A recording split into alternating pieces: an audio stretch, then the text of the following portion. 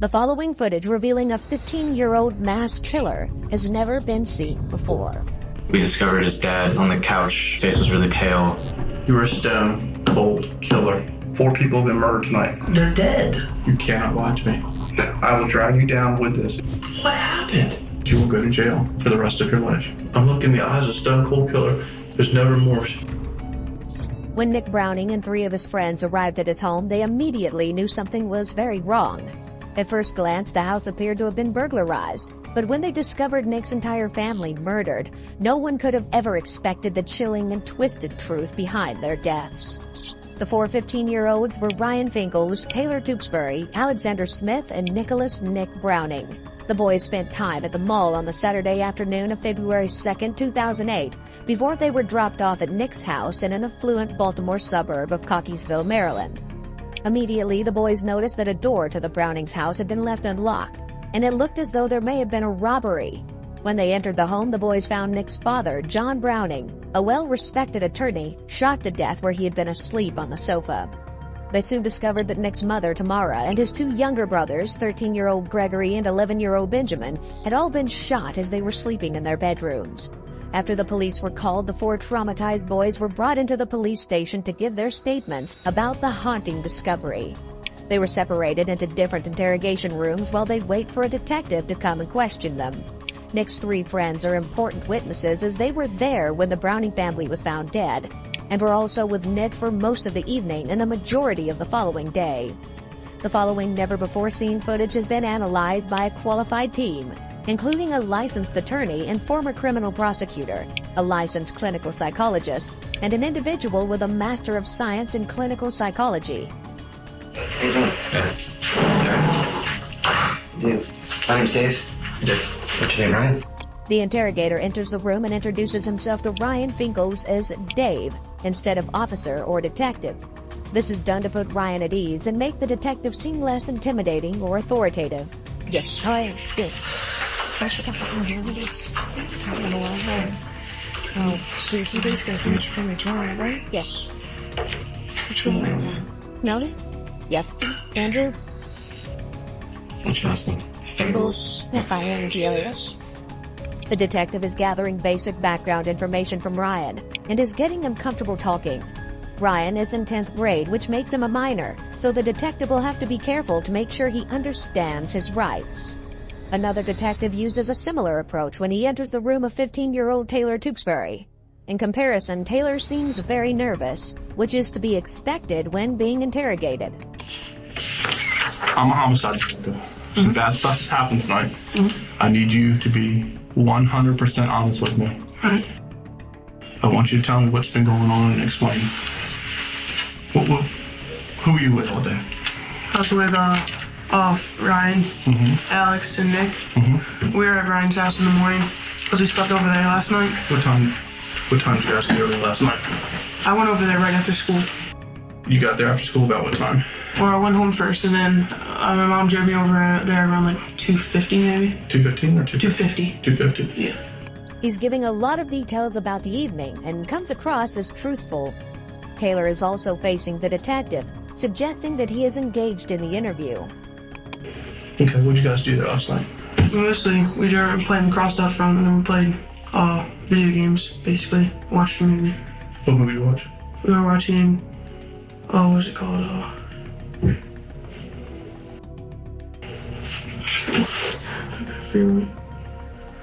I remember we're watching Robin Big at first, and then we were looking through the movies. Oh, Accepted. We're watching Accepted. We started that around like 10:15 or something. Okay, around 10:15 last night? Yeah. And I fell asleep like halfway through it. So, and then... Where were you guys in? What part of the house were you guys in? In like the living room, the main room, family room, I guess you want to call it. Where's parents at? Yes. The detective begins the interview with Alexander Smith by being very upfront and lets him know he isn't in trouble. What's your last name? Smith. Oh, that's right. I just talked to Dad. Your dad's here. When you guys leave, I think he's going to take care of the other boys, get them to where they got to go. Okay. Any other nickname other than Alex? No. Street name or anything like that? No.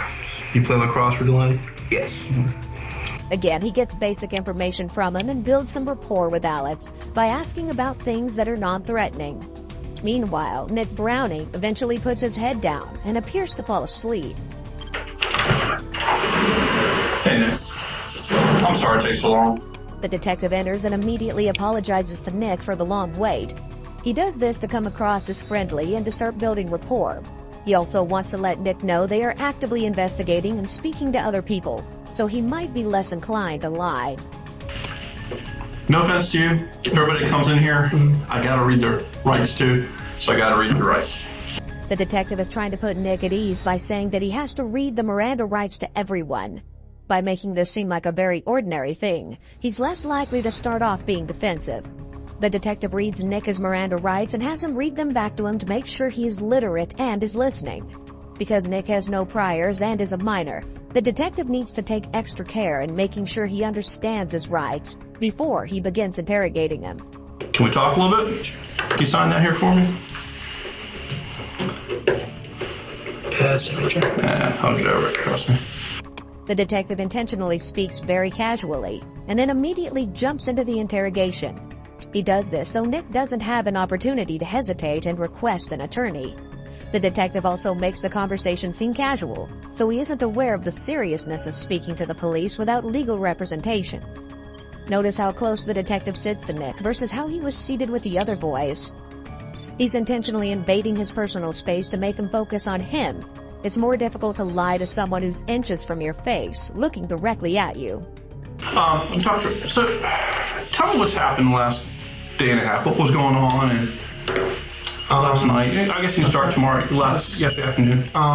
Came up from school, 2:45, then thought about going to the basketball game, but then ended up... At Delaney or? Delaney basketball game. Thought about going there. Okay. Then we decided to skip that for a bunch of reasons. Then we went to Ryan Fingal's house. Okay. They were just hanging out there. We went outside for a little bit, you know. What were you doing at Ryan's house? Yeah, Ryan. What were you doing there?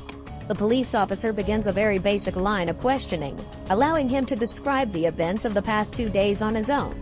Getting Nick to tell his own version of what happened will help the police attempt to poke holes in his story. Played some Xbox a little bit. Okay. I don't know. I know the address. Where does Ryan live? Do you know Springdale? Yeah, I know where the pool and stuff is. Right, it's in that neighborhood. Okay. While one detective is handling Nick's questioning, another is simultaneously questioning Ryan. We pick up where they're discussing the boys' activities the previous night, when they all stayed over at Ryan's house, and start to discuss where exactly Nick was during that night. You guys spent the entire evening together yesterday? Yes. Did you leave the house at all last night? We'll just walk around the neighborhood. Okay. How far do you live from where he lives?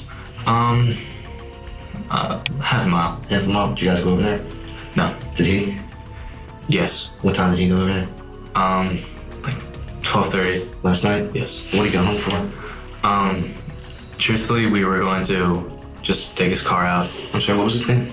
Nick Browning. Just take his car out for a little drive. Okay. Did you guys do that? No. All of you were there? Yes. Nick said that he was there. That when he got there, the lights were still on. Okay. And so he just was in the car, and he said he fell asleep. It seems Nick planned to sneak home to get the car before driving back to take the boys for a ride, but this never happened. Although it isn't known for sure, it can be assumed that Nick would have to sneak home to get the car due to his age. At only 15 years old, he would be unable to get his driver's license. Nick's story that he fell asleep in the car doesn't sound very feasible. If he went home to get his car, which he wasn't allowed to do, adrenaline would have likely kept him up. It's also suspicious that the lights in the house allegedly were on that late at night. If there had been an intruder, they likely wouldn't have turned the lights on. As well, Nick probably would have seen or heard something if his family was killed around the same time he was sitting in the driveway. His story isn't logical. And like 3 hours later, or how many hours later, Alex called him and see where he was. He's like, oh, I fell asleep in the car, and then he came back to my house. After Ryan explains that Nick temporarily left the sleepover for a few hours, we return to Taylor's interrogation room. The detective is getting Taylor's account of the previous night's events. So basically after that, when I woke up, I started watching this TV. So you fell asleep? Yeah, I woke back up around like 12 and went to bed. Went to like an actual bed. I was like on a couch. Okay. On a chair. Woke up around midnight? Yeah. What bed did you go to? I went into his brother's room, and then Was Joe there? Joe, no, he was not there. Where's he? He was at a friend's house. Okay. So you went in Joe's room? Yeah, and then the parents had friends over, and they weren't going to sleep there. Then they did. The friends of the Fingles did? Yeah, they're friends, so they came in Joe's room to sleep. So I had to get up, went down to the basement, and slept on the futon. Yeah. What time was that about? Do you remember? I don't know what time that was. It was probably like 1:30 maybe. When you woke up to go to Joe's room, where were all the other boys? They was sleeping on the couch next to me and up in his room. Okay. Was Nick there? Yes. You sure? It's real important. No, I don't think he was. Okay. Actually, yeah, no. He wasn't there. He went out, I think. The detective can tell Taylor is hesitant about speaking, so he reminds him that he needs to tell the truth. I don't Taylor, know. I'm going to tell you now. Yes. This is a murder case. Yes. You're 15 years old. Yes. You cannot lie to me. Alright. Because you will go to jail for the rest of your life. Okay. Saying that he'll go to jail for the rest of his life is rather aggressive, as Taylor is only 15 and it's also not actually true. The detective needs him to be truthful, but he oversteps a little here. Police are allowed to lie to suspects, but this seemed unnecessary at this point, given Taylor's age. Nick was not in there? No. Do you know that he left? What? Do you know that he left? I mean, yeah, I guess because I didn't see him there. I didn't know he was leaving. Okay. To tell the truth, I really don't know the exact times. Okay, that's fine. I mean, I didn't have like a clock I was looking at. I'm with you. Taylor is displaying some behaviors that indicate he's feeling anxious, such as holding his hands in front of his torso and frequently touching his face. However, given his young age and the fact that his friend's family was just found murdered, it would be understandable that he's feeling anxious. Although some dismiss body language analysis as pseudoscience, it's used by the FBI and CIA during interrogations. When the CIA is interrogating an individual, they look for clusters of 3 or more indicators that occur in either quick succession or all at once. These indicators can be signs of discomfort or uncertainty in what the individual is stating, rather than indicators of deception. It's extremely important to note that you cannot detect deception through body language analysis alone. We pick up where the detective is explaining to Alex the utter magnitude of the horrific crimes. If you haven't figured out by now, something really serious is happening to the Browning family. You're 15 years old. I need you to be 100% honest. The other boys have been honest with me. You can't take up and lie. Okay? Yes. By telling him that the other boys have been honest with me, the detective is trying to ensure that Alex is telling the truth. If he thinks that the other boys told the detective everything, he'll feel pressure to do the same. If he denies something, but the other boys say it happened, he might be afraid he'll get in trouble with the police. I'm going to ask you to take me through the last 28, 29 hours, what's been going on. So you guys, from what I know, Paul spent the night over at Fingles, right? Yes. What did you guys do from there? Alex begins to give his account of the previous night, which seems to be consistent with Taylor's account. Well, we slept there, and in the morning, You're skipping over a lot, okay? But I want you to take it slow and not skip out stuff, okay? Alright. So last night you guys went there. Yeah. What did you guys do while you were there? We ordered food from Georgia's and watched Smoking Aces and Accepted and ran around outside a little bit. And we basically just all went to sleep. Okay. Where were you guys watching TV and stuff? What room of the house? In the living room. Were Ryan's parents home? Yes. Was there other people there too? Yes. Ryan's parents? Friends. Gotcha. Who else is in the living room with you? Nick. Who else? Did Ryan go up to his room? Yeah, Ryan went up to his room, and Taylor went up to Ryan's brother's room, and then moved downstairs. Okay. Why did Taylor have to go downstairs? Because Ryan's parents' friends were sleeping in his room. Okay. Back in Taylor's interrogation room, it seems he's wrestling with himself.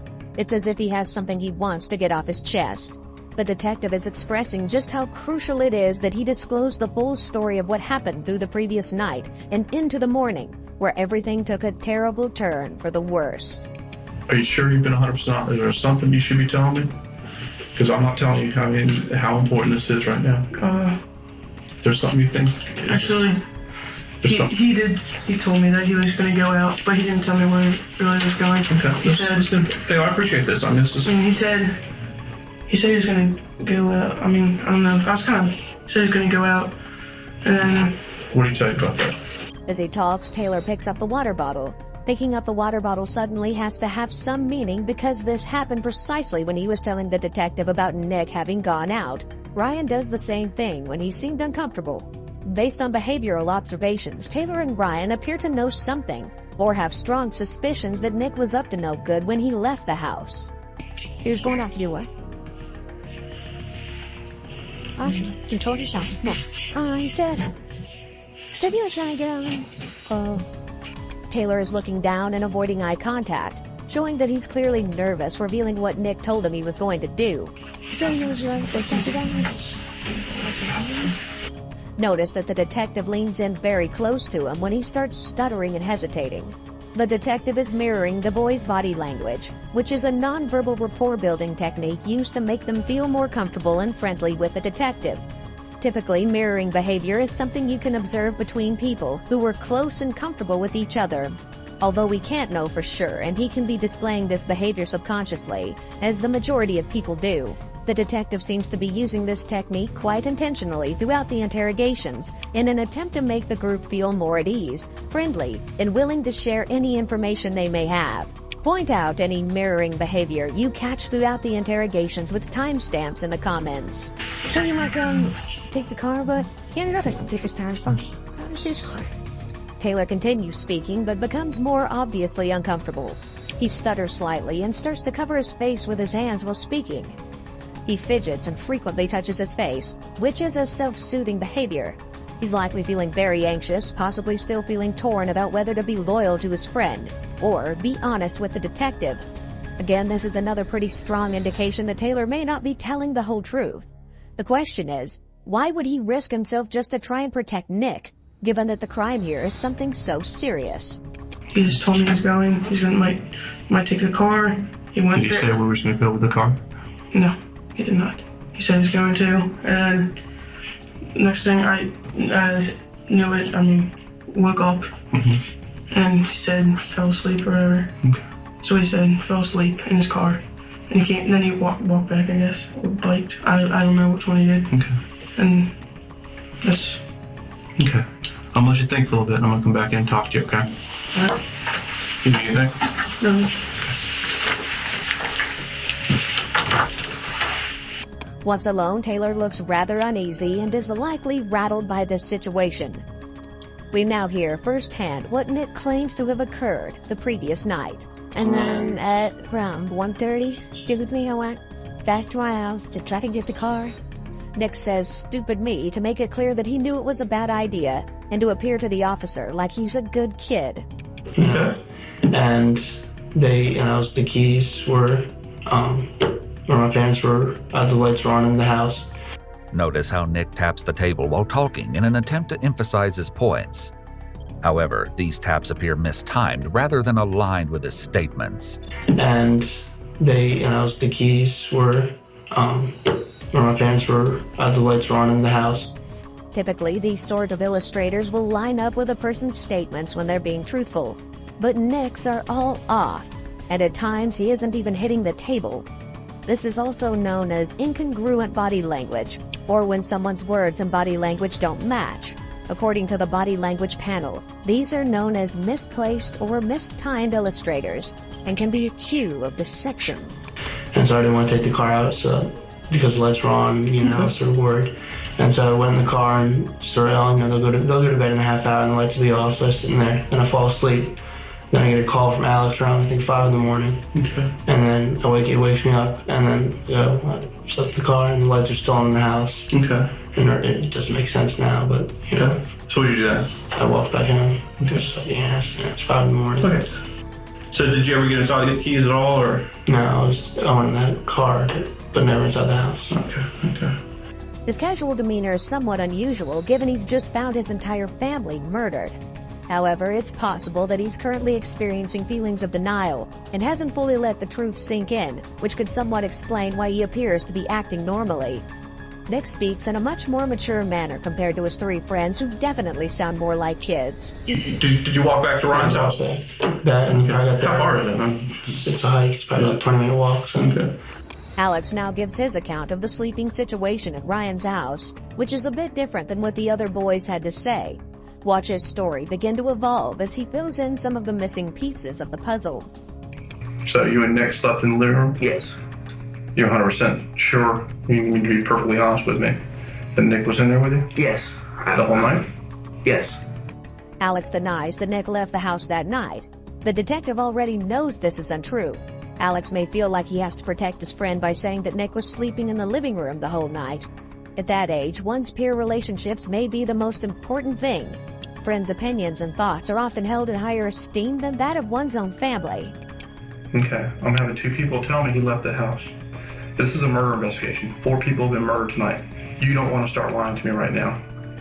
I will drag you down with this if you start lying with me. You need to tell me 100% truth. I already know he's left the house. I already know why he left the house. Yes, he left. He immediately changes his story and appears to now tell the truth. The boys may have decided together to lie about Nick leaving the house prior to being brought into the station to protect their friend. Saying that he left the house would obviously make him look guilty.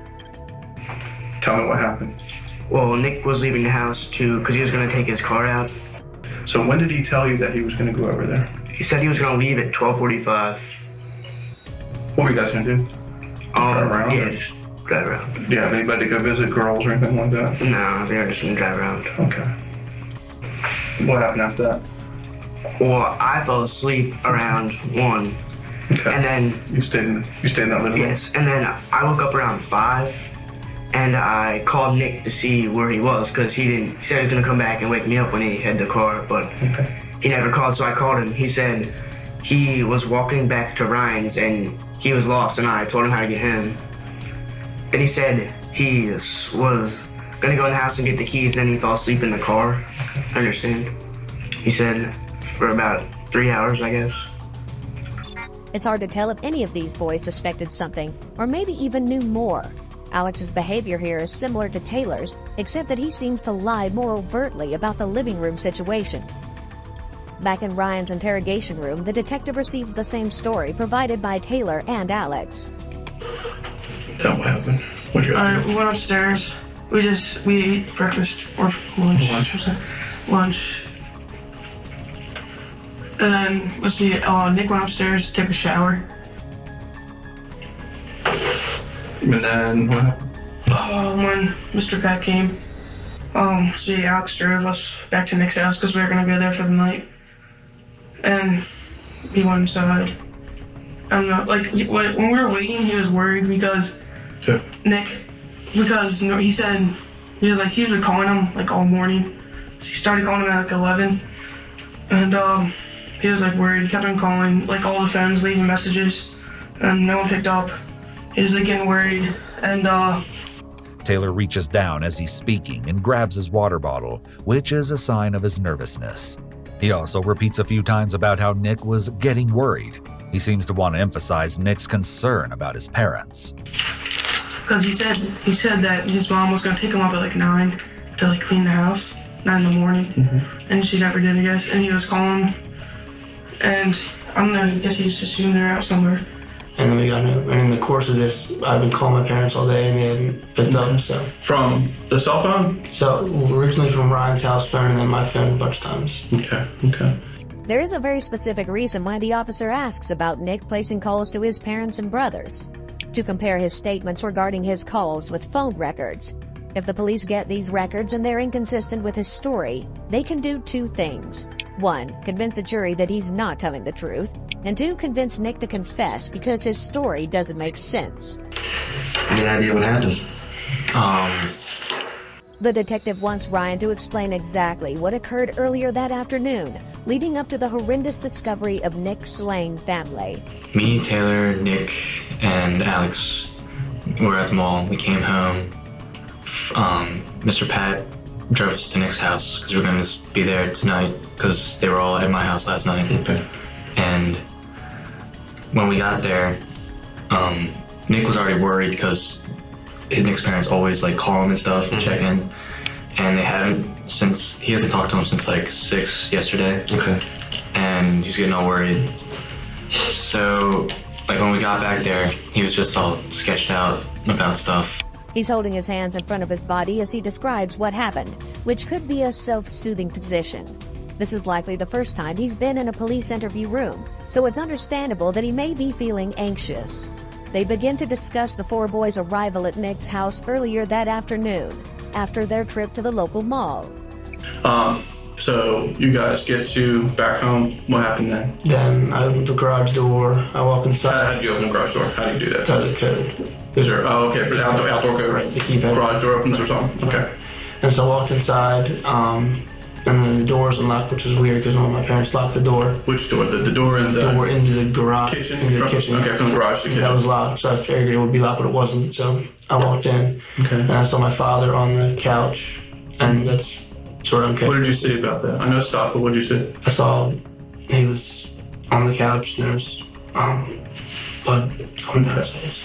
It's notable that Nick doesn't seem the least bit upset or emotional while discussing finding his entire family murdered, or when he saw blood on his father's face.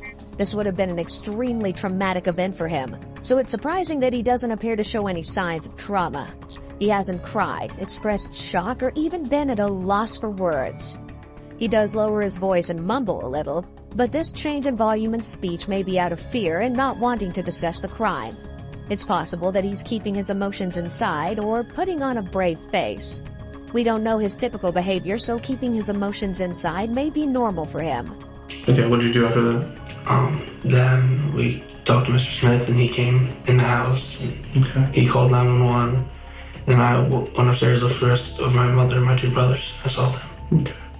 We don't know Nick's diagnosis, but this lack of emotion, despite talking about his entire family being dead, is typical of individuals with antisocial personality disorder. Please note that the people involved in this case have not been formally diagnosed with any mental illness, and the psychological analysis is not based upon a formal assessment. We discovered his dad on the couch, like bloody. His face was really pale. And then we got Mr. Pat, who's about to drive away. He came in and then he pushed us away from like the dad. So Nick went upstairs, found his mom in the master bedroom, and his 2 brothers in their bedroom, like all bloody. And I was up there too with him. And Alex was down the hall, and I just took Nick and just brought him outside. Okay. Alex gives his take on the disturbing discovery of Nick's deceased father. I just stayed right by the stairs when you walk in. I didn't want to see anything. Okay. And Nick just said he saw blood. And then right as my dad was pulling off, I stopped and. Did you see his dad or anything? Yeah, I saw him on the couch. So I ran outside and got Mr. Smith. Okay. And he came in, he's like yelling. He's like, John, you okay? And so I gave Mr. Pat the home phone, and he called 911. And Nick went upstairs and looked in his brother's and mom's room, and they had like blood on them. You said Nick ran upstairs? Is that what you said? Nick went upstairs. Nick went upstairs? Yeah, he wanted to see where everyone was. So then we all went outside when Mr. Pat was on the phone. When you went outside, where'd you go? We stood behind Mr. Pat's truck. Did you guys go to the back of the house at all? Yes. We all ran around back. What did you see back there? We were going to see if there's any signs down there.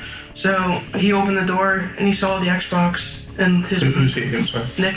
Okay. He saw the Xbox and the Wii, like, on the top of each other on the pool table. The Xbox being left behind makes a robbery much less likely, as that's something a burglar would likely take, especially if it was sitting out so visibly. Burglars also rarely kill their victims and will more often than not leave if they discover the house is occupied. Alex clears up details about Nick's outing in the very early morning hours that day. His account is about to further incriminate his friend Nick. As far as you know, did he tell you he had driven around at all last night? Nah, he said he didn't at all. Okay. But then today at the mall, he said he couldn't get the keys, and he pulls the car keys out of his jacket, and he said he said they were just in there. He didn't even know. In his pocket? Yeah, in his jacket pocket. Nick had alleged that he never got the keys or entered the house, which is now contradicted by Alex. Is there anybody else in your family? No, that's it. Okay. How about grandfather or grandmother? Your grandfather lives in Deep Creek. Does he live there, or is he just there for the He weekend? lives there full time. My grandmother lives in Ellicott. How old is he? Your granddad? 73. Because I want him to come. If I asked him to come here for you, would you do that? Would he? Oh, they come down. It just take about 3 I hours. understand. But when you come down. Nick is laughing with the detective and seems almost lighthearted. Most people would certainly lack the ability to laugh so easily. However, people can process trauma differently, and it's impossible to know how Nick is truly feeling inside, as many individuals are very good at hiding their emotions. All right, let me work on that real quick. Okay. And I'll come back and talk to him a little bit. Okay? You need anything else? Before leaving the room, the officer asks Nick if he needs anything. This may not seem particularly important, but the officer is trying to build rapport with him. By getting him to believe that the officer is on his side, he will be more open when talking to him. Some food would be nice. Food is it? Check our restaurant here. It's all we eat junk food here. Is that okay? It's fine. How about some drink? Soda would be great. His request for food is surprising, as most people would lack an appetite after seeing what he witnessed hours before. Given the situation, this could indicate that he's emotionally disconnected. Nick is likely feeling more comfortable now. The detective has been friendly and joking with him. There's been no suggestion or hint that he may be a suspect. He may even feel that he can let his guard down. As it's becoming more clear that Nick is likely the prime suspect, Taylor sheds some light on Nick's home life. From the outside, it appears Nick has everything going for him. However, we learn things might not be as great as they seem, and Nick has been getting into trouble. Did he say anything to you about anything? Has he had any issues with his parents lately? Not that I know. I mean, I think he got in trouble like once or twice because of drinking. This is the first suggestion that there may have been some issues between Nick and his parents. Still, it's pretty common for teenagers to clash with their parents. However, this could be seen as a red flag, as teen drinking could be a sign of behavioral problems and issues in the household. At 15 years old, Nick is still in his early adolescent years, so drinking at this age could definitely be more of an indication of behavioral or mental health issues. In other words, it could be considered more concerning when a younger teen starts drinking, as it could also be an indication of conduct disorder, which is often a precursor to antisocial personality disorder. Conduct disorder is a behavioral and emotional disorder that can occur in children and teens, and usually includes a pattern of lying, rule-breaking, aggression, and destructive behavior. Did you see a gun with Nick at all last night? Did he have a gun? No. Are you sure? Not that I saw. I did not see Did him. you say or talk about a gun last night? No. Are you 100% positive? Yes. Okay. Did not talk about it. Have you touched a gun in the last 24 hours? I touched an airsoft gun. No, a real gun. No. Alright. Has Nick ever said anything about his parents abusing and mistreating him or anything like that? Nope. Taylor appears confident in his response when asked if Nick ever mentioned being abused by his parents. The detective comes back and acts very friendly, asking questions unrelated to the crime to rebuild rapport with Nick. He wants him to get comfortable talking with them because once a suspect begins talking, it's much easier for them to continue. It will also help him to let his guard down. How you like it there? Good. Yeah. Good high school. Yeah? Good student or? Yeah, good student. Like what kind of good student? How's your golf team? Good. We won counties and then lost regionals, but yeah, good team. You can see Nick smiling. His demeanor is extremely troubling and unusual for someone in his position. Nick is frequently touching his face, which can be a self-soothing behavior. Even though he appears to be chatting normally with the detective, it's apparent that he's not truly comfortable with the interview process. Talk about your dad. What do you do for a living? Lawyer. What kind of lawyer? Worked right in Towson. The detective asks him about his father in a very casual manner to see how he responds and to gauge his feelings towards him. He's trying to see if Nick's response aligns with what his friends will say. What firm? What was Worked in Marlon McLean Reed. What do they do? What kind of law? He's a business lawyer. Tell mom. She had a property management sort of side business, more of a stay-at-home mom. Okay, that's cool. Cool. You get along with them okay? Yeah, great. I'm just trying to get to know. It seems like he wants to avoid discussing any issues he had with his father to remove a motive for him being the killer. Got any enemies or anything? Enemies or problems or problems at work? No, I don't think so. The officer isn't asking these questions because he actually thinks enemies or problems at work caused the murders. Rather, the officer is once again trying to get Nick to let his guard down by making him believe that he isn't the suspect. You ever talk about anything that's going on at work that... I mean, not in a bad sense when we talk about work, but nothing. Did he have to travel at all, or is he... Pretty much here. I mean, Oh, did he? last time we traveled was actually probably with me down in South Carolina, which was a family matter. He's just not really traveling business much. Okay. Oh, so he wasn't having to go to other businesses around the country? Okay. Pretty much all local. Okay. And mom was there all the time? How about your brothers? They both went to Coxville Middle School. How old are they? 8th and 6th grade, so 13 and 11. Okay. Is there anything else? He's not going to put you in anything, is he? Is he going to say that you've had any involvement in anything? No, I didn't. Is he not going to say he told you? He did not tell me. The detective knows Alex already lied to him once, so he needs to apply a little more pressure like he did with Taylor. It's noteworthy that the detective basically takes an identical approach with all the boys. Are you 100% sure? I don't want this to come back and bite you. I'm 100% sure. Do you know anything else you should be telling me right now? No. I'm going to let you think about it for long. Make sure. Alright. Because this could come back on you hard. Yes. The detective leaves Alex alone to let him digest the entire situation and to consider the seeds the detective planted about how serious this situation is. Alex appears to have taken what the detective said very seriously because he immediately offers up some important information when the detective returns after about 10 minutes alone. But I do remember one thing to tell you. Nick told his little brother to keep the door unlocked for him to come in last night. You may be worried about whether he could get into trouble, especially if he gets caught in another lie. It appears that he's now being honest and cooperative. I remember Nick told his little brothers how he was going to get in to keep the basement door unlocked. That's how he was going to get in the Did he call his little brother? Yeah, he called him. Yes. And that's how he's going to get in the house? Yes. The basement door? Yeah, the slider. No. Like where the pool table is, that kind of Yeah, yeah, that. Right, that's real important. I should remember that. That's cool. Thank you. The detective returns to confront Taylor with one of his lies to further impart on him the fact that he needs to be totally truthful. Do you remember at one point Nick calling his little brother? Yeah, he called his brother. What did he tell him? What did he ask him? His brother didn't pick up. How about before that? Did he get a hold of his brother and say leave the back door open? Yes, he did. Alright, that's the stuff, man. You can't keep doing that to me. You gotta be 100% true with me. Alright? Yes. Okay. I don't think That's something after. Okay. At any point, I'm gonna let you think about it. This is a murder. 4 people have been murdered. Yes. 2 little boys, a mom and dad. Yes. There's nothing more serious than this right now. Okay. Think about it. I'll be back talking a little bit. Don't let you lie to me. You don't want that to happen to you. I thought you were talking about after. Okay, I understand. Sorry. I'm sorry.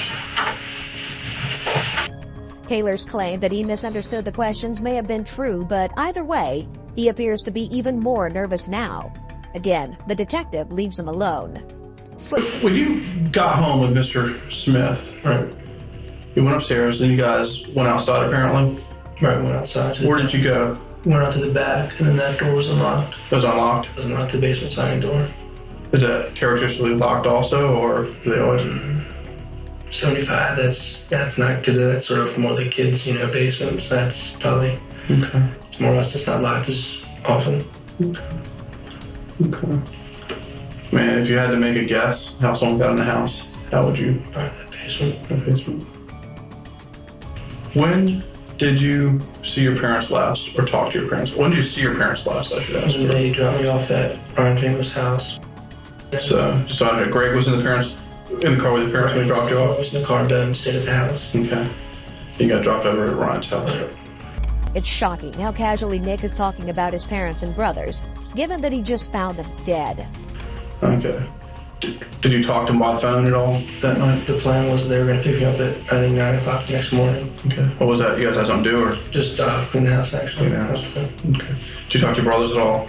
No. Overnight? Okay. What time did you start calling the house?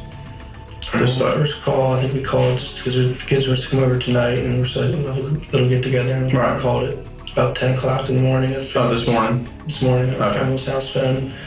And I called their cell where I called all the numbers. Greg's cell, my mom's cell, dad's cell, work, even our Deep Creek house. Oh, okay. A whim. It doesn't really make sense that he was apparently so worried about his family that he called multiple phone numbers to try to get a hold of them, even the home phone of one of their other houses. But he didn't just go down the road to see if they were at home. His friend's house was close to his own home, so he could have easily walked there to check on his family much earlier in the day. Did they try to call you at all last night? Nothing that you missed or messaged or is there text on yours? Any text from them or whatever? Nothing from them. Okay. So what time do you think you left Ryan's house to go back to the house to get the car? If you had to guess. 1:30. I know because of the clock. 1:30. Okay. How long did it take you to get over there? Not exactly sure. I got lost getting there. I'd probably guess around 3. Nick claims he left Ryan's house at 1:30, which is about an hour later than what the other boys told the detective. He also states that he didn't get to his house until 3 a.m. He may be intentionally giving an erroneous timeline, so it doesn't line up with him being at the house when his family was killed. I noticed we're being told there's a gun locker in the house. In the basement. What kind of guns your dad have? 2 pistol, a 40 caliber, 9mm, a little. Do you know what kind they were? I mean, do you know guns at all? Yeah, a little Smith & Wesson, 2 Smith & Wesson. One was a gift from our uncle, who is the pistol they use on the Boeing 747 things. Okay. So one of those, and then 30-06 rifle, a couple shotguns. You guys hunt at all, or just? He hunts. I found it a couple times. More clay pigeons. We shoot those up at Deep Creek. Okay. So pistol-wise? 9mm, 40 caliber. Is it something? 38 special. So is it a revolver? I mean, it's different. There's a revolver. It's probably like a 2-inch barrel, and then there's this World War II old pistol. Okay. With this question and his answer, the police officer is establishing that, at the very least, he had enough knowledge of the gun locker that he could potentially use the guns inside it. This adds to the likelihood of him being the shooter. I'm not sure what that takes. I was told there's 2 lockers, is that true? Yes, there's the rifle case, and then there's the ammo / pistol case thing. Okay. So it's 2 different cabins, I take it? Yes. Okay.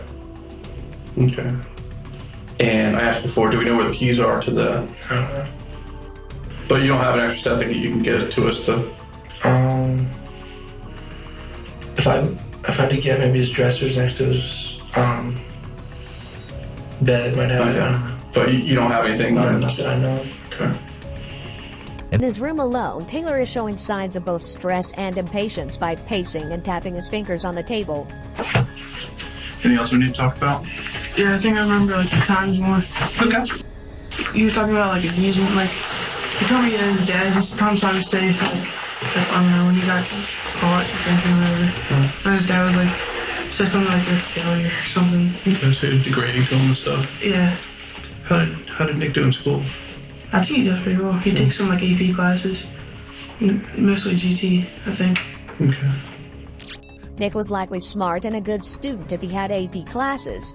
Drinking is a behavior that doesn't typically align with the profile of a good student, but oftentimes high-achieving students can put excess pressure on themselves to perform, and thus seek out ways to cope with the emotional stress that results from that excess pressure. Sometimes these types of students have parents who set excessively high expectations for their academic achievement. Did he talk about anything about his parents? No, he didn't say anything. He talked about having issues with his dad or anything? Yeah, he said his dad's like really hard on him though. Alex also hints at a troubled relationship between Nick and his dad. However, this may be true in a number of families with teenagers. What kind of guy is Nick?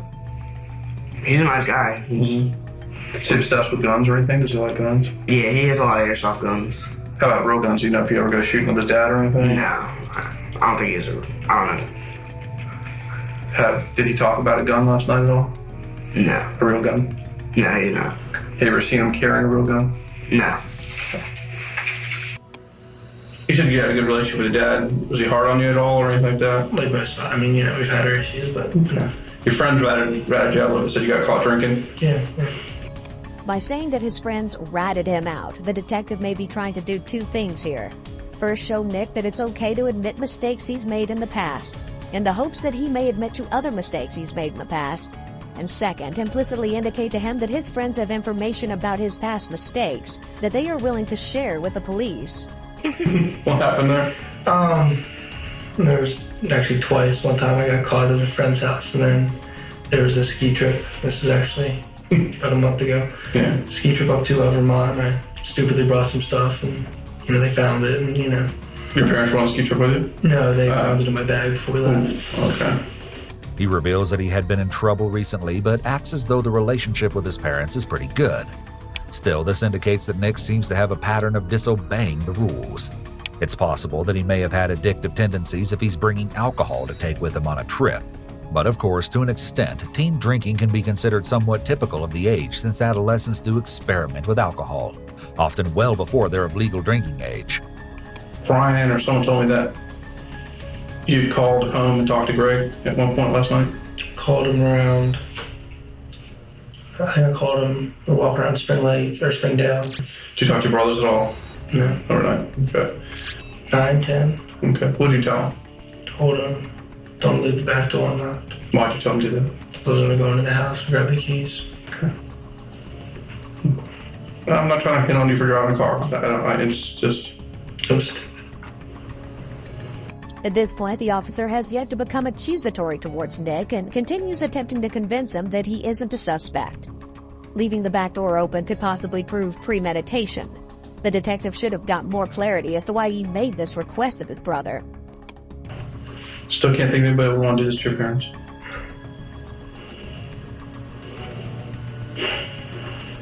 How about away from work? Any issues, neighbors, or? There's Bobby, something in the front of it. This is just really shot in the dark. He's had some cops from the house before. He's sort of the neighborhood goof. Yeah, I guess you call him. I mean, that's... What kind of, why are the police coming to the house? I really don't know myself. I mean, I've heard drugs, but, the rumor mill starts, who knows? On Powers Avenue? Powers Avenue is sort of the most decrepit looking house. Nick may be trying to point the detectives in another direction by mentioning the neighbor, who has apparently been in trouble with the police before. He may be feeling somewhat concerned since the detective was questioning him more closely, so he wanted to put suspicion on someone else instead. Additionally, naming someone else could indicate that Nick truly doesn't believe he's a suspect at this point. Alright, we're coming down the end here. Okay. The detective returns and asks a broad, open-ended question to see what Alex may have remembered while sitting alone for an hour. Anything else you think you need to tell me? I don't know. He always says his brothers are annoying and stuff, and he says his mom drinks a lot. Does she?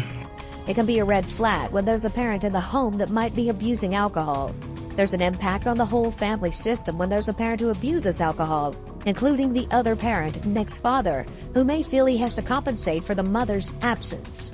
If this is true, and it's not been confirmed to be, this could create stress on the family as a whole. Okay, how about the father? I don't know, he just says he's really hard on him. Okay. And I guess he calls him Hitler. Calls him Hitler? Yes. Because he's really hard on him. Okay. And you're sure you didn't let on what was going on last night? No, he said nothing like he was going to do that. Okay. Alright. Anything else? You gotta tell me before we go here. Because this is it. We're gonna start talking to Nick now. Like I told you before, I don't want him to come back and say, I told them this or I told them that, or because that puts things in different. Up to now, you've been perfectly honest with me. I just don't want something coming back on you guys when you've been Trying to think. It's about... That's all I remember. Okay. Alright then, we're gonna get you out of here then. Okay. Get your ride, you, Taylor, and your dad, and Ryan too. Okay. Get you going. Alex, Ryan, and Taylor are all allowed to leave the police station and go home, while Nick remains alone to continue answering questions. Get ready, because this is where the case really goes off the rails. Alright, I'm gonna check see if there's some food here for you. Where are my friends, by the way? Do they go home? Or? Parents come. We have to have the parents come get them. Okay, so you're it? Yep. Alright, let me check. From Nick's perspective, he likely doesn't think that the police would provide a meal to a murder suspect, and this puts him further at ease. However, this is actually a common tactic when interrogating someone. People are more likely to open up when they're at ease, and people are more at ease when they're fed. Alright. Thank you. No problem. Makes us feel a little better, okay? Thank you. Anything else? Need a head or anything? The detective leaves him alone to eat the food he requested. After everything that's happened to his parents and brothers, Nick is able to eat a burger and fries. After he's done eating, Nick moves to a different chair and lays down with his feet up. This shows he feels at ease and relaxed, which is abnormal. It also shows a disrespect for authority. Most 15-year-olds will be afraid to put their feet up and lounge back like that in a police station. He's acting like this is his living room. This could be an indication that he completely does not care about the serious events unfolding all around him. This could also be an indication of a sense of entitlement. Again, this shows a complete lack of concern for what has happened to his family hours ago. Nick has been left alone in the room for over 25 minutes. Hey, Nick. This is my partner. Hi, nice to meet you. The officer re-enters the room and introduces his partner, another police officer. I've been a cop a long time. I'm in homicide. Been here a while. Stuff's just not adding up for me right now. With you, okay? This is the first time that the officer has become accusatory towards Nick, and his intricately woven story is just about to fall to pieces. Tell me why your dad was so pissed at you yesterday. Wasn't mad. All your friends are saying that your father was uncharacteristically dislivid with you yesterday. The detective may be lying to him about his friend saying his dad was mad at him yesterday, as that was not mentioned in any of the 3 interrogations. The detective likely wants Nick to believe that his friends turned on him, so that he will feel he has no choice but to admit the truth. I mean, I see what he wants to see the parents around me. But anyway, What now? yes, when he dropped me off at Fingal's house, he went to the door and made sure the parents were around. Okay. But everybody's saying that he was ticked off. What was he mad about? It wasn't mad. Is there a reason they would say that? What? Is there a reason that they would say something like that? He's never nice though, I don't think. That's not, they said that was uncharacteristic for him, that usually when he does see them, he's always pleasant. That's why this particular moment stood out to them. Well, I mean, they didn't see him. There was one person, Ryan Fingal's saw them, so I'm not sure what they're basing their experience. I'm just what they're saying. They didn't see him except for Ryan. Okay. So you're saying he wasn't upset? No, and even if he was, they wouldn't have seen him. No, Okay. it all would have come through me.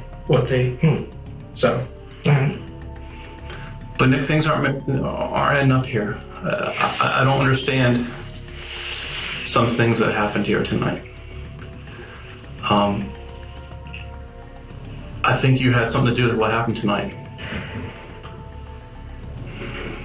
If he were innocent, you might expect him to immediately and strongly deny killing his family. But he's silent. His mind is likely racing, as he may have thought he got away with it since the detective was so personable, and the interview was very non-threatening in the beginning. I think that you killed your family.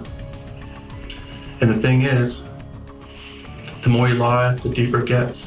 The Implication is that if he were to come clean, he could receive lesser punishment, and that if he lies, his punishment will be worse. Nick has already waived his right to remain silent and hasn't since invoked that right. There's got to be a reason why you did this. The officers say, we need to know why. But legally speaking, they actually don't. Although a motive may help a grieving family receive closure, proving a motive isn't actually legally required to prove murder.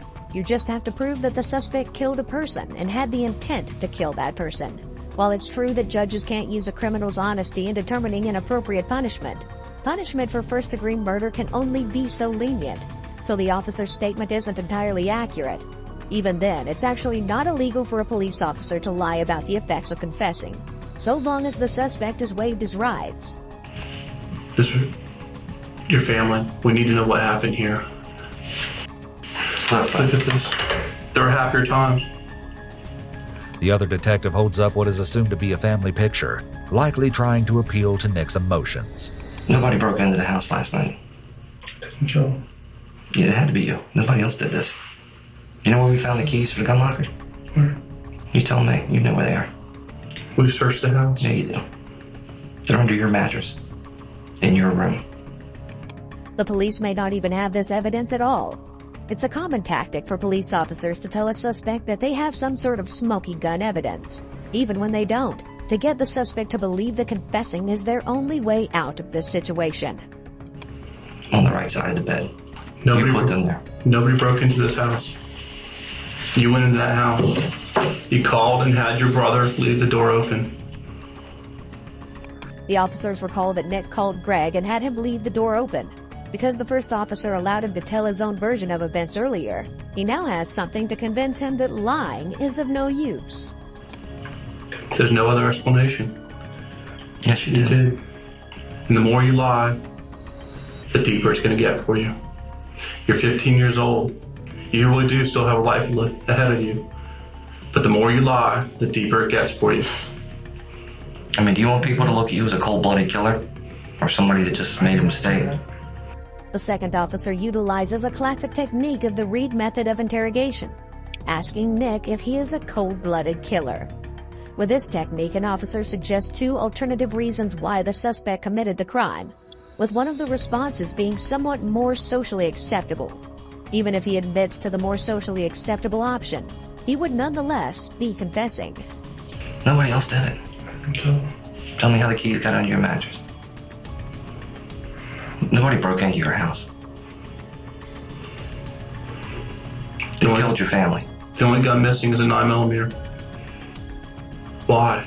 Was it your father? Didn't kill him. You did. You killed your family. His denials are in a soft whisper. For the first time, he looks like the child that he really is. Throughout the interrogation, Nick is presented as a young man with a level of maturity that is way beyond his years. But here, he looks like a scared child. Why did you call your father Adolf Hitler? He's strict. I mean, that's just a joke. My mom called him Hitler Force. How else could this happen, other than you?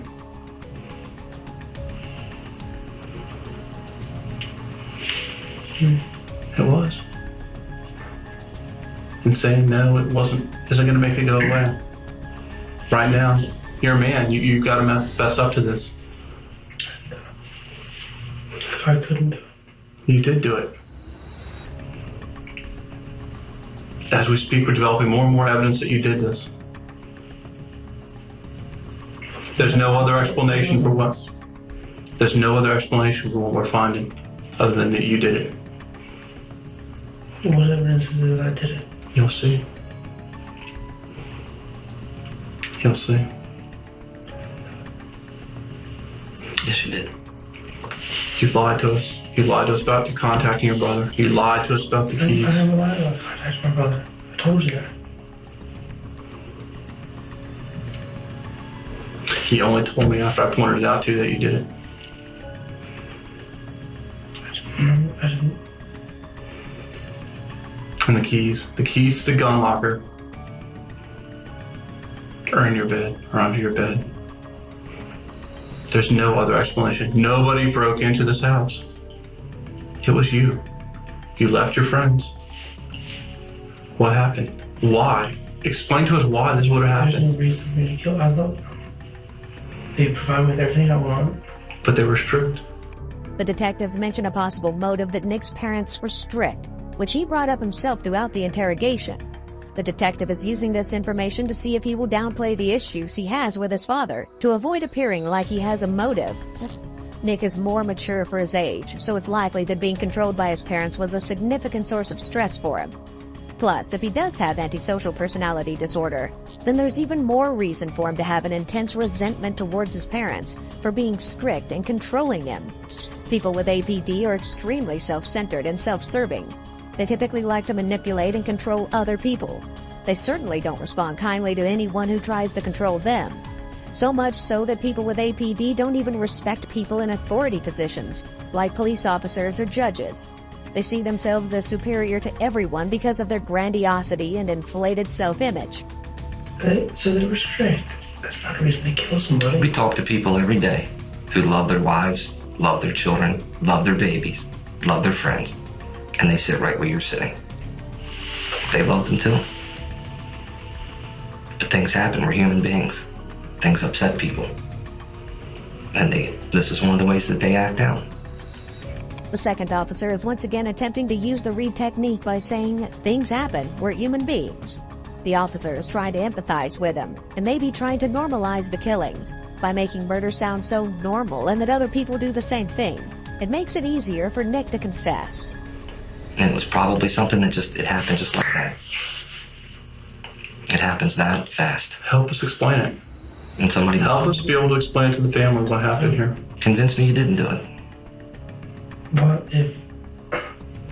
if I did it, why would I leave the key? You know, if I planned, you know, if I killed my family, why would I leave the keys underneath my mattress? Because that's where you put them.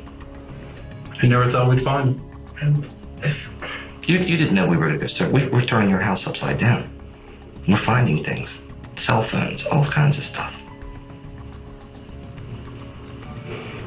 It's not the end of the world, but if you're going to sit here and lie, it's going to be problems. Listen, again, people sit in that chair every day and say the same things that you're saying. And believe me, when they're done, they feel much better. We wouldn't be sitting here talking to you like we are if we didn't think you did it. I know your friends didn't do it. I know nobody broke into that house last night. you didn't leave the back doors open. Still, it's breaking in. Nobody did that. Your parents were supposed to come get you at 9 o'clock this morning. You don't bother going home to check on them all day. You knew you were supposed to go home and clean the house. Instead, you go to the mall. You knew you didn't have to. And that's why. Go home. I didn't want to go home. I wanted to go to the mall. I knew I had to clean the house. So I didn't want to do that. So I brought it back, called them, left messages, and they couldn't be mad at me. Why didn't you just walk home? So I went to the mall. Didn't want to clean the house. Doesn't make sense. Why not? What? Because your parents are strict. Right? You knew what you were supposed to do. And yeah, my parents, but I still make mistakes. I mean, That's not a mistake. no, not the. I mean, they're strict, but they're not that. For example, so 3 weekends ago, the alcohol that I told you about, I wasn't grounded for that. Obviously, I wasn't. I was at a friend's house 2 weekends later. I mean, they can be strict, but they're not. You know. Then why did it happen? You did.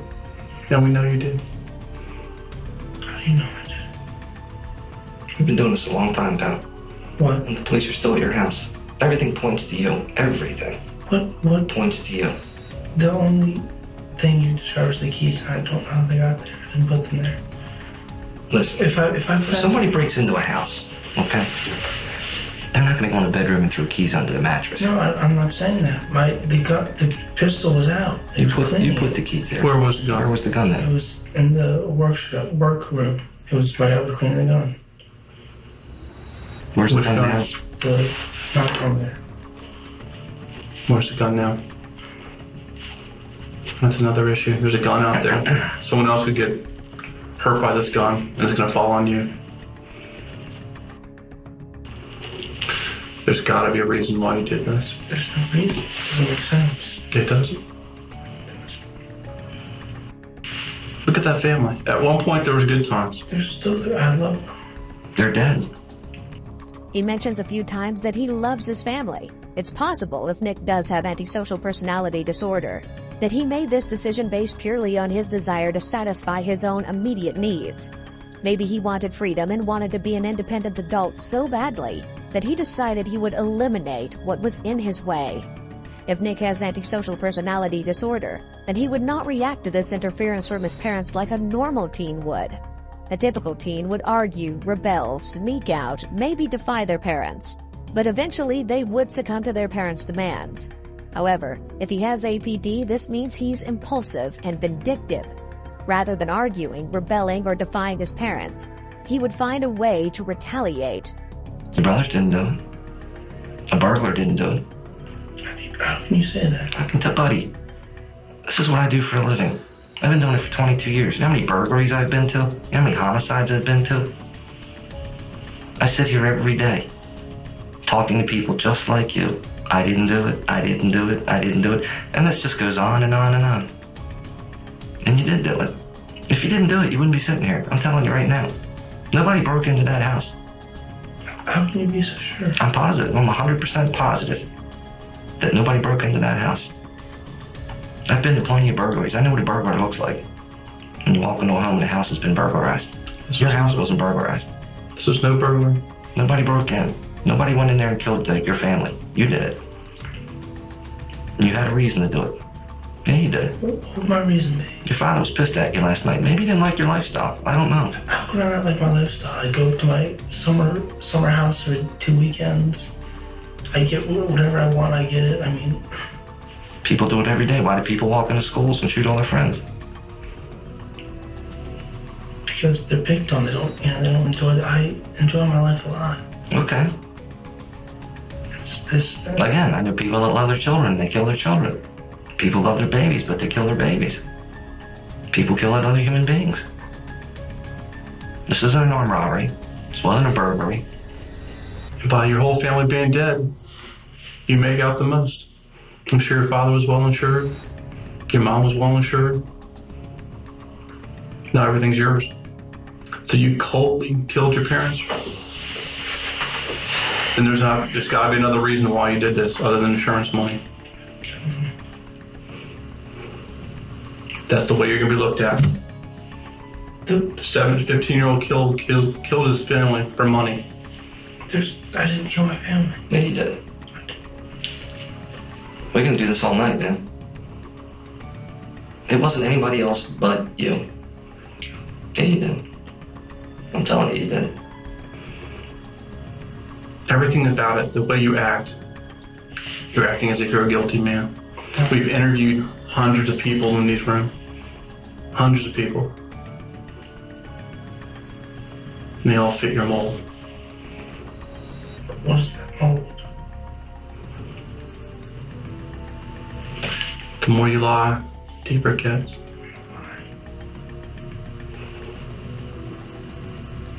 The fact about the keys. I mean, do you really want me to believe that someone broke into your house, found the keys to the gun locker, which you said you didn't know where they were, opened the gun locker? They didn't. I know they didn't. Let me finish. Sorry. Let me finish. Nick carefully tries to refute the detective's claim that he had the keys to the gun safe under his mattress. He's not challenging the detectives in any way, and he even says, "I'm sorry," when he barely interrupted one of the detectives. Again, his mature demeanor is gone. Or took your dad's gun off his workbench and methodically went through the house and killed everybody in the house, then walked into your bedroom and stuck the keys under your mattress. There's multiple sets of keys. What are they doing under your mattress? Do you want me to believe that somebody did that? No, Do you believe I that? didn't put them under a mattress. That makes no sense. They're there. There's multiple sets of keys. The keys are under your mattress.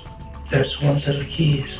The keys are under your mattress. Do you want me to believe that someone walked into that house, kills your entire family, and then just happens to put the keys under your mattress? The gun was out. I didn't need the keys. Okay, I'm telling you. Do you want me to believe that? But it wouldn't make any sense for me to even touch the keys. Do you want me to believe that? But that's not even, the keys aren't, for this to happen or whatever, it wasn't even necessary. Okay, but the keys are under your mattress. If your parents didn't want you to have the keys, would they hide them under your mattress? I don't think so. Do you want me to believe that someone broke in, kills your entire family, shoots 2 small children, and then decides they're going to put the keys under your mattress? It doesn't make sense, does it? It doesn't.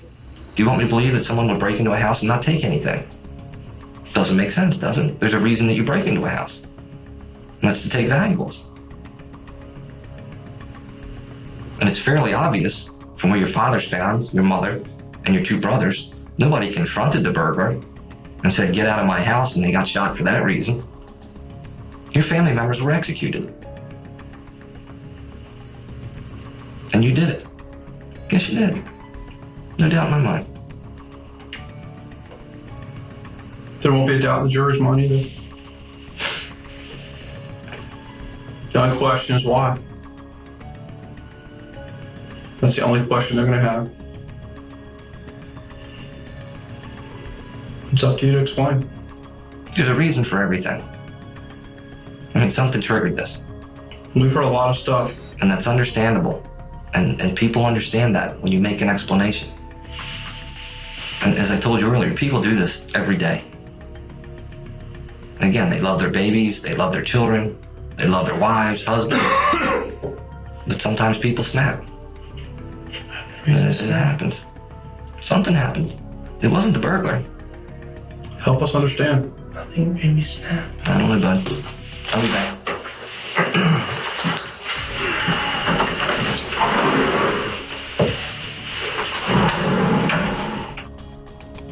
The detectives return about 10 minutes later.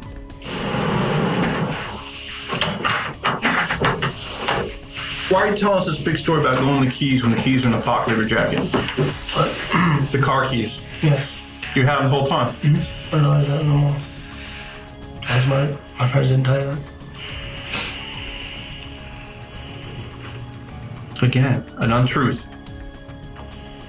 Why did you do this? You keep saying that. Who did it? How Who would do it? What kind of person would do this? I don't know. What part of what we're saying don't you understand?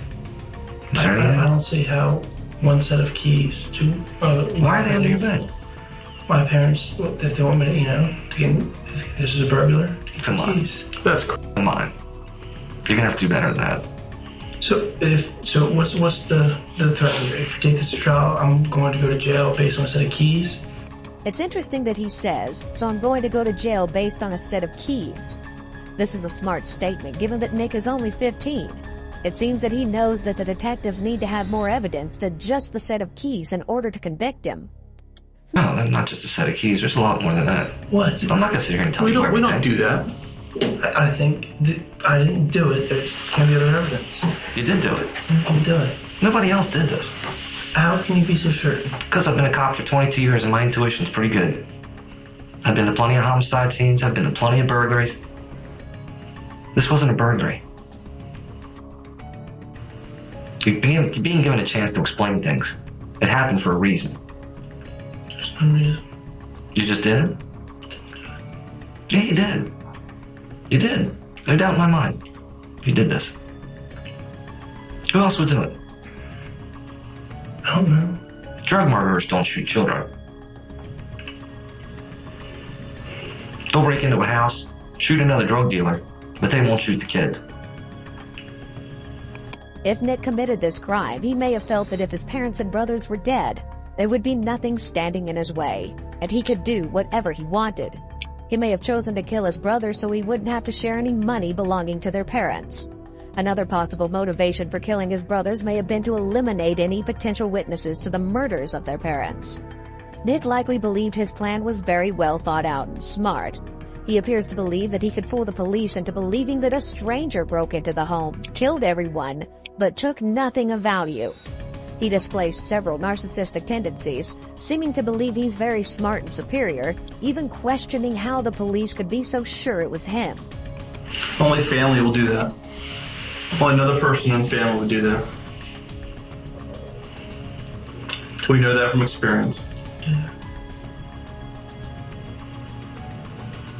What reason would I have to kill my brothers? That's what we're trying to find out. If I had some beef with my father, why? Why do the rest of the family? It doesn't make any sense. It doesn't. There's no reason to. There's no reason to. Then why did you do it? Explain it to us. The detective grows more confrontational and raises his voice when challenging Nick. People are going to be searching for a reason why this happened. Look at your family. Yes, I love them. And you put a gun to their head and you killed them. There is no other explanation. Nobody broke into that house. How do you know? Nobody broke into that house. How can you be certain? We're 100% certain that nobody broke into that house. Because we know. But We know. We're sitting here. you're We're talking. not God. You don't have cameras in my house. I know that nobody broke into that house last night. Nobody. There's an explanation to what happened. There's got to be. Other than this, you were a stone cold killer that killed his family. I didn't do it. It's also noteworthy to mention here that people with antisocial personality disorder and other personality disorders often dissociate, meaning that they disconnect from thoughts, memories, and feelings. This is often how these individuals are able to carry out horrific acts of violence. They have a way of emotionally detaching when committing the act, as well as afterwards. I get a sense that in the beginning of the interrogation, Nick is almost trying to convince himself that he didn't do it, or he would like to believe he didn't. There's something about the way he denies that seems like he just wants to make it all go away. Harry, you're just lying. You're digging yourself deeper into a hole. You're 15 years old. You will spend the rest of your life in jail. Yeah, you did. And if I tell you a reason that'll somehow change my jail sentence? No, it gives us something to tell your neighbors, your family. But I didn't do it. Because everybody's looking for a reason. I didn't do it though. Well, the burglar didn't do it. You've done nothing but lie to your friends. I couldn't find the car keys. I couldn't get in the house. All the lights were on. You got the car keys in your jacket. You have no idea where the keys to the gun locker are, yet they're found under your mattress. You leave your friend's house. I'm gonna go get the car. You don't come back until 6 o'clock in the morning. It was 30 degrees outside last night. You didn't sleep in your car.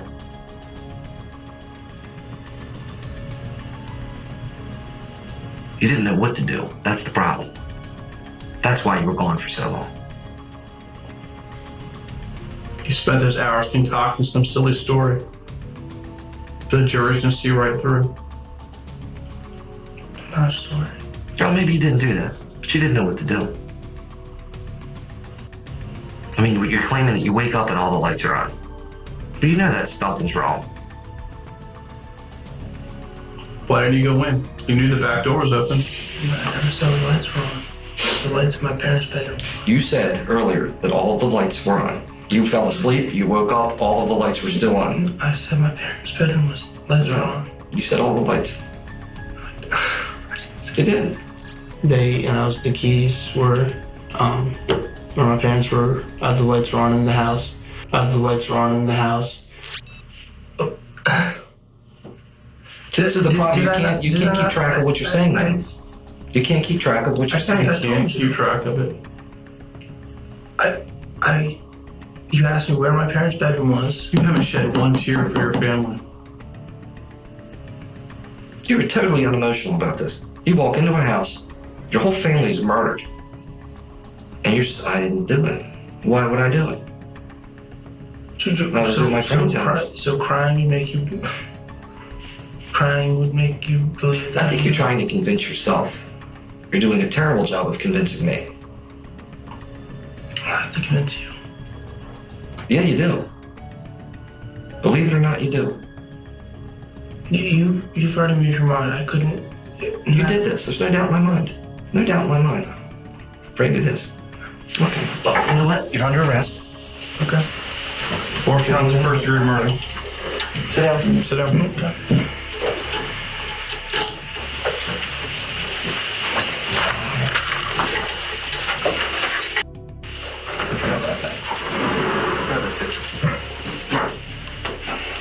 The detectives have tried several different tactics to get Nick to confess.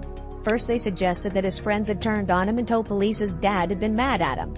Then they appealed to his emotions by showing him a family photo repeatedly.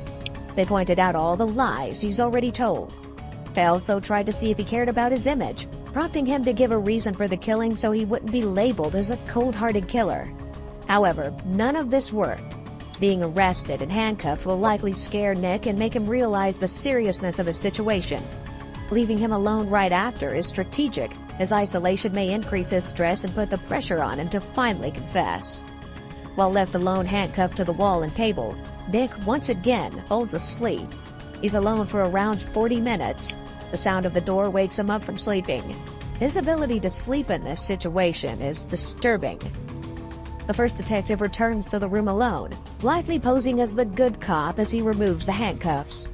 Nick may be more likely to be honest with him because he may feel that he's on his side. Nick, I'm just trying to help you out. I'm trying to figure out what happened here. I mean, this is a horrible tragedy. You know that.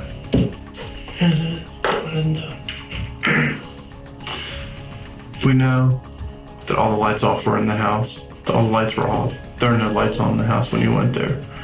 The detective immediately confronts him with his lie about the lights being on in the house. He sits very close to him, invading his personal space to make him uncomfortable, and his tone is now a lot more aggressive than before.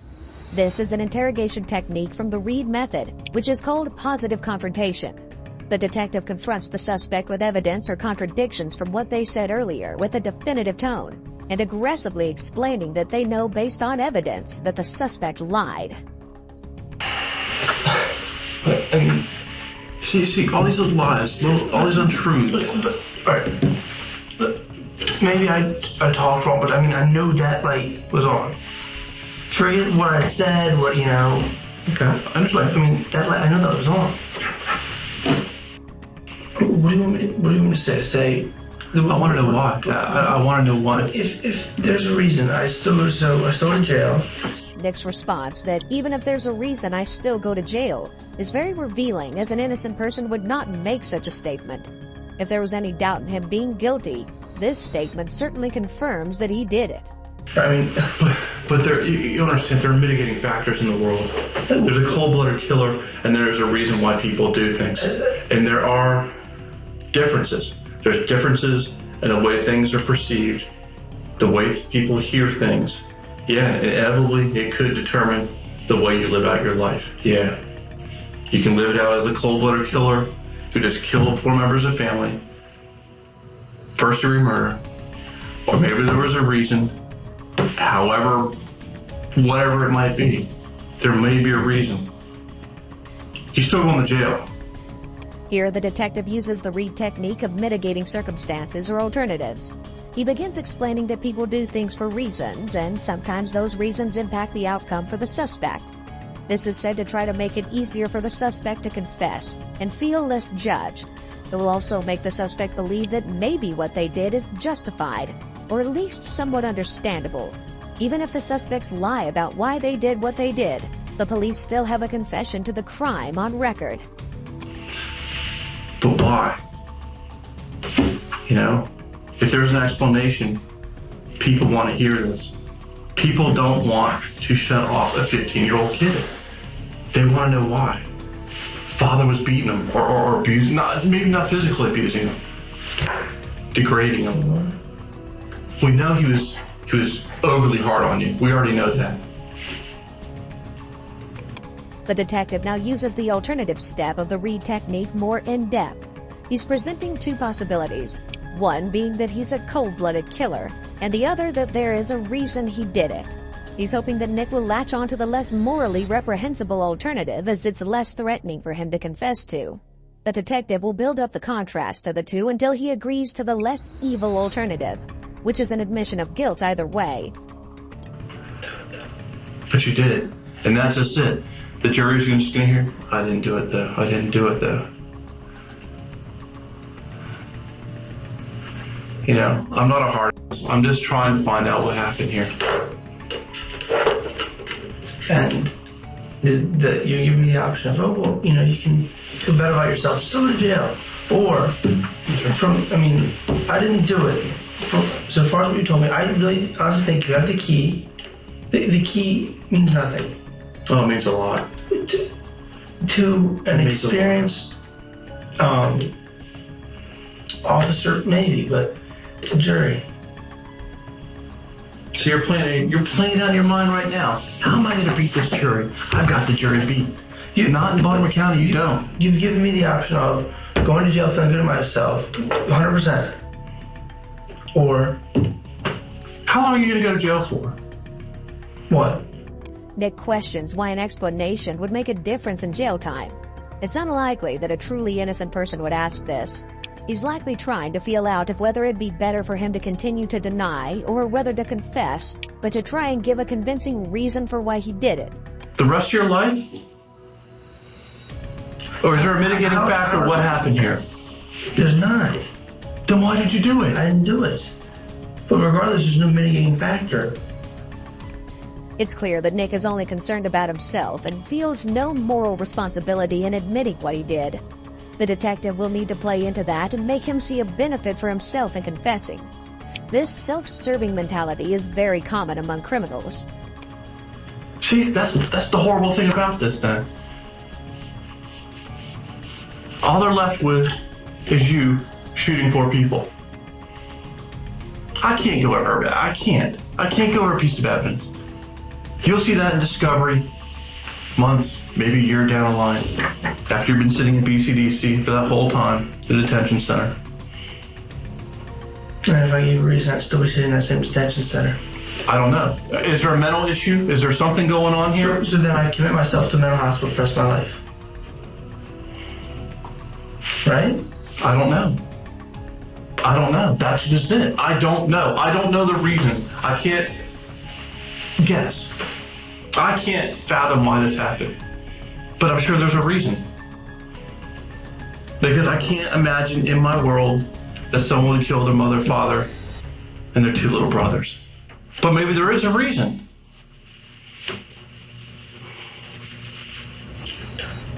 It's not up to me to tell the jury the reason.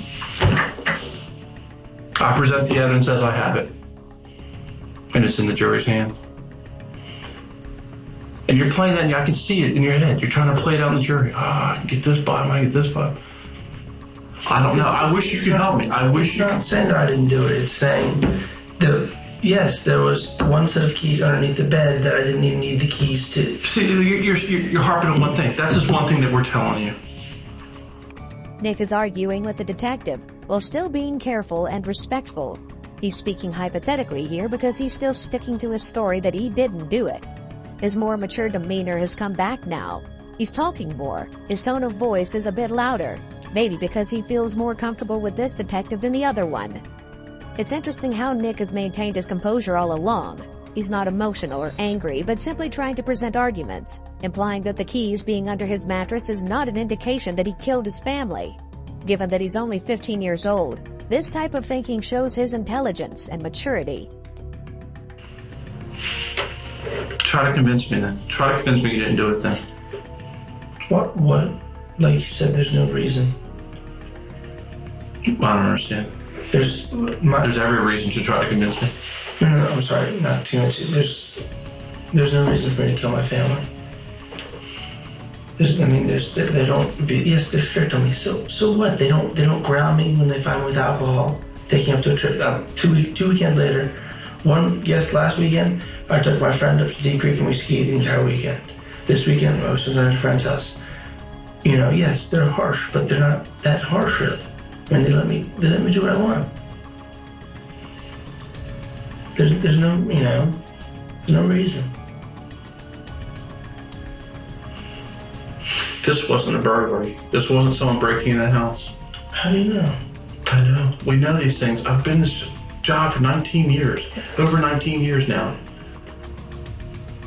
There's no reason for why would I jeopardize? You put money into it. I have a very large, or have whatever, inheritance coming to me, regardless if there's insurance money involved or not. I don't know how much insurance money I have. That is coming to me. He has real estate on the side. I am set. I can fill out the rest of my life without that. There's no money reason. They're great to me. I love my family. We do, He doesn't sound convincing at all when he states he loved his family. It appears the father could have been the motivating factor for the killing, and the other 3 family members may have just been killed because they were home and potential witnesses to the crime. My vacation's planned. I love it.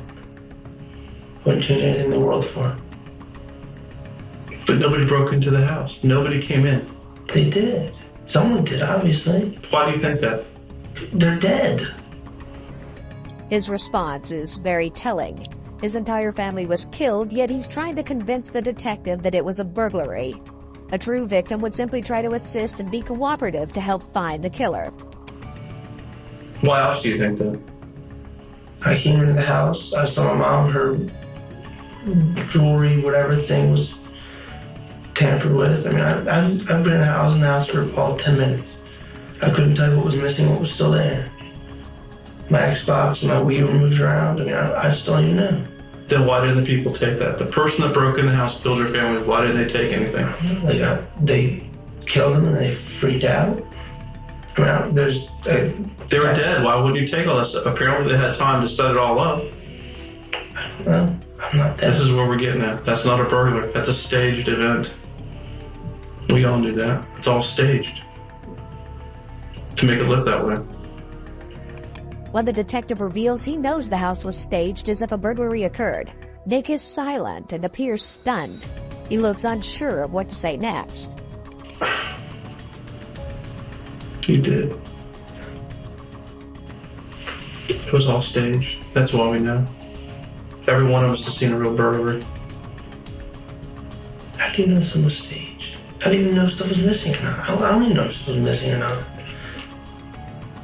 You said that the Wii and the Xbox were on the table. Mm-hmm. Why weren't they removed? They're big. They're not easy to carry. Okay.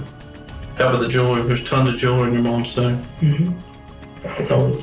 I don't know what she has personally, but she has definitely valuable stuff. I don't know if that's missing. How about the cash on your mom's dresser? So the envelope full of cash. Obvious. I think you probably get pretty freaked out when she's killing somebody. It's not how it works. It just doesn't work that way. Number one, burglars don't kill their victims. I have a feeling that the gun, the 9mm, could be the one that's missing from the house. The only gun missing from the house is going to be that gun. Was it on the workshop bench? There's no gun on the workshop bench. I'm telling you, there's no. That is missing. Why would your dad leave a gun on the workshop bench? Because he was cleaning. He's not going to leave a gun on the workshop bench, is he?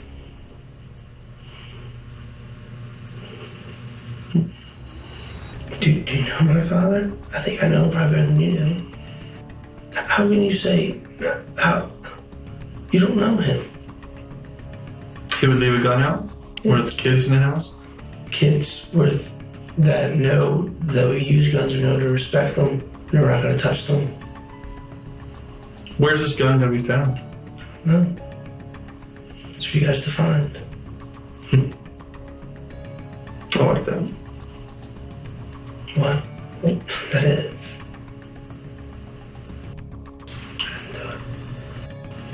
I don't believe you. I'm looking in the eyes of a stone cold killer. There's no remorse.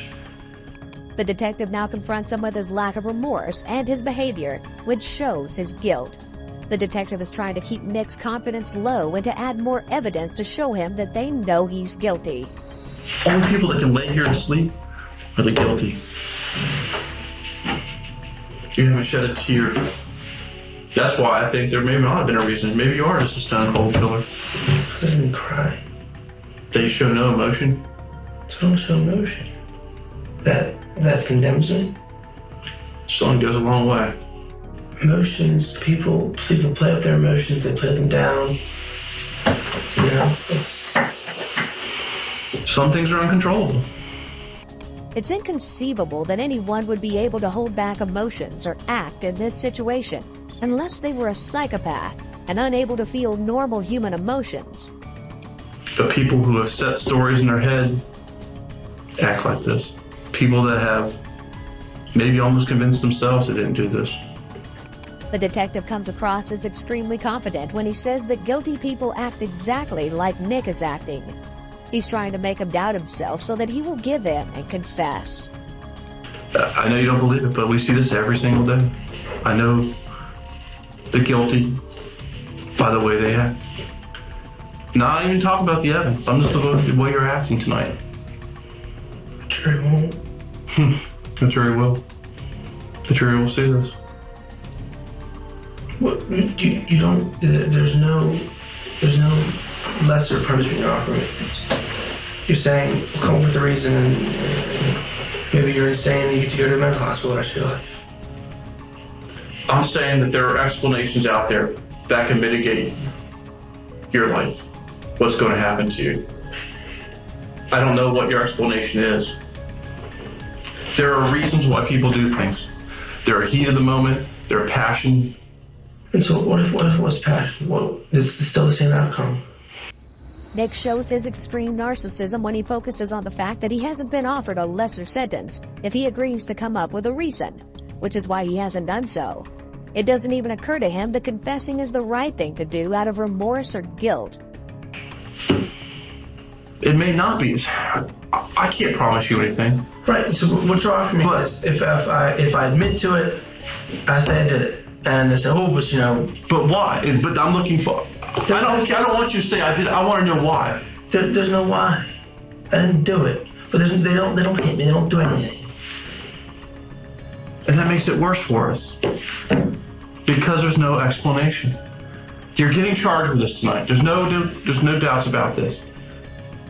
But I'm hoping that there's a reason that we can explain to the court, to the state's attorney. Here's why he said he did it. The detective goes back to the theme of justification and tells him once again they have enough to convict him already, so he will see a benefit in giving a reason of why he did it. You know there are lesser charges, right? You know there's manslaughter. You're a smart kid. You know there's second-degree murder. You know all this.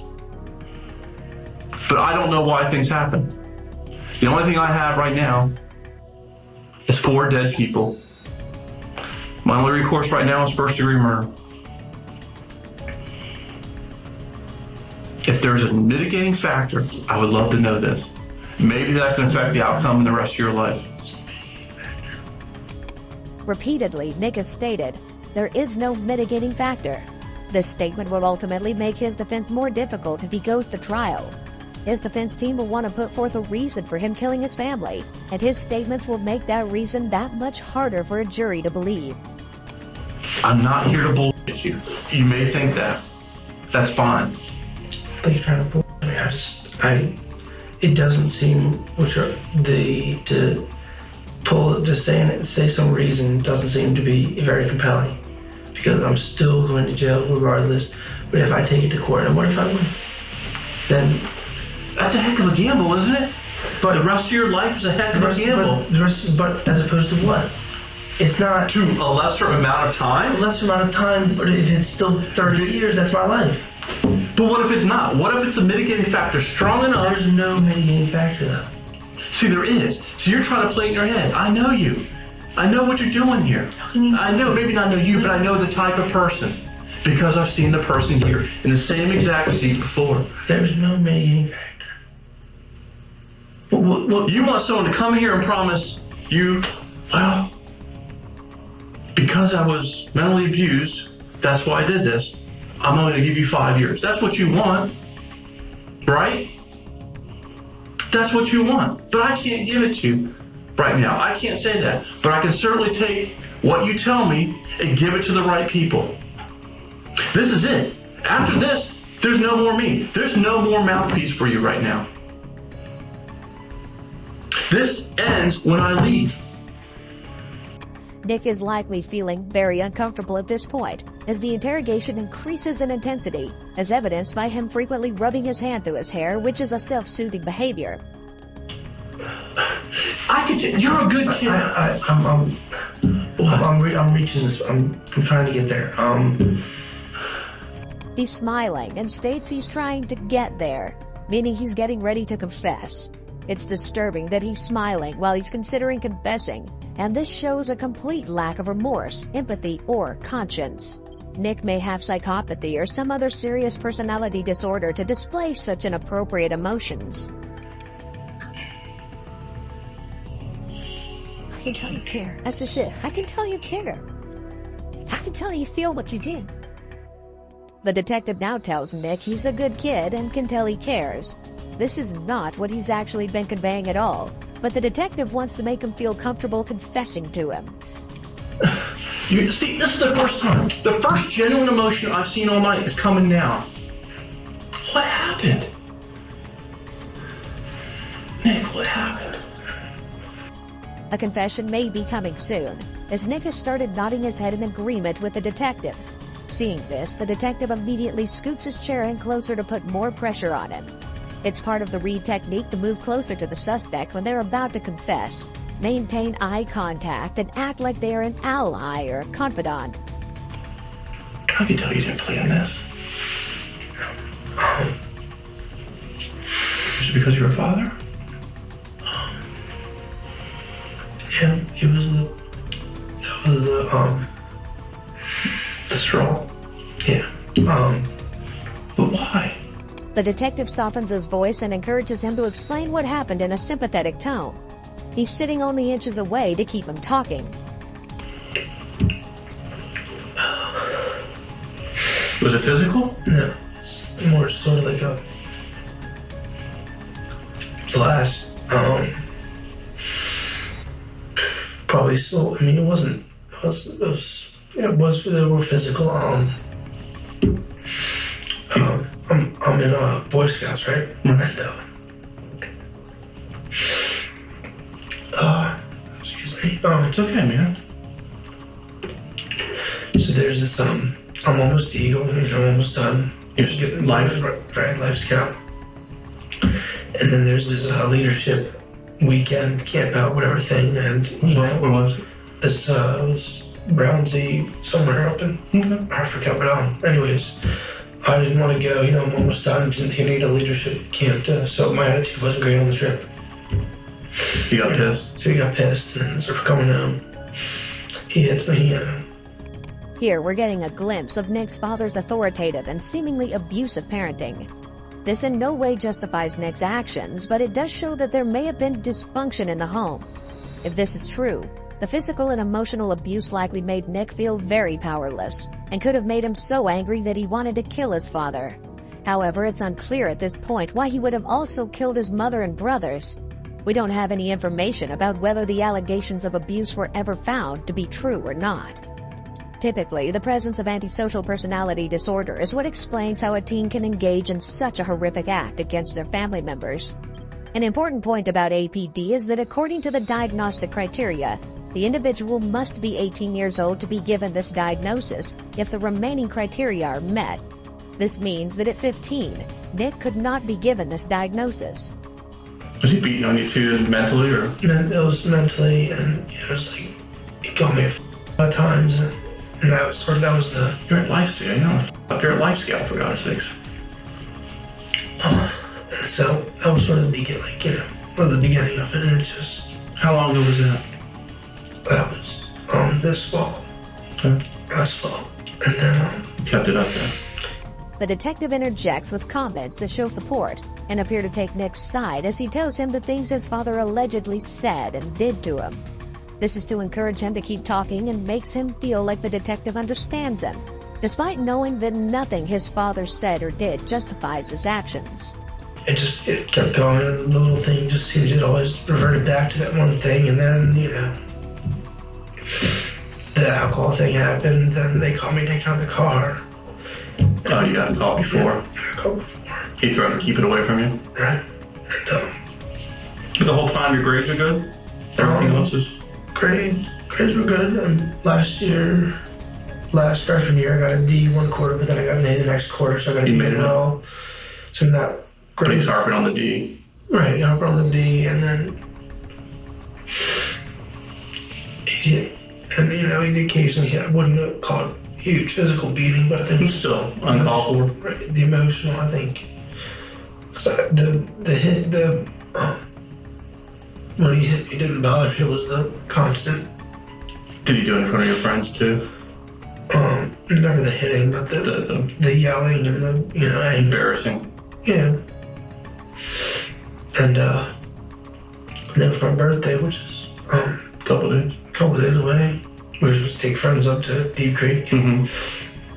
And this last weekend, he was uptight as usual. And Did he drink or anything? Or? no, it was never really alcohol. It was just he's overstressed, I think.